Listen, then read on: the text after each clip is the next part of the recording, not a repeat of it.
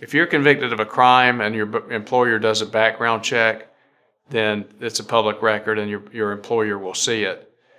In addition to not even being convicted of a crime, just being arrested and charged with a crime, if your employer looks, that information is available. It's available usually online based on the booking records, which are publicly produced and put out there. In addition, there's a criminal history that's run based on your name, social security number, and date of birth.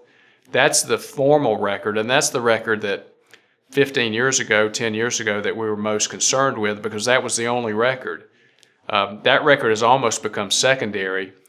If your employer uses a service to do a background check, they'll check all of these computer database records. For example, the local county has a record which says that you've been arrested and what you've been charged with and what you've been convicted of. In those records, though, one would have to know where it happened. In other words, if you live in if you live in Virginia and you got arrested in Myrtle Beach, and your employer back in Virginia may have no reason to look for that record in Myrtle Beach. They could, however, do a background check using your date of birth and social security number, and then that would come up on the traditional criminal history. In addition, sometimes just by doing a Google search, there's information about your arrest. So there are three sources to be concerned about concerning arrest records and conviction records.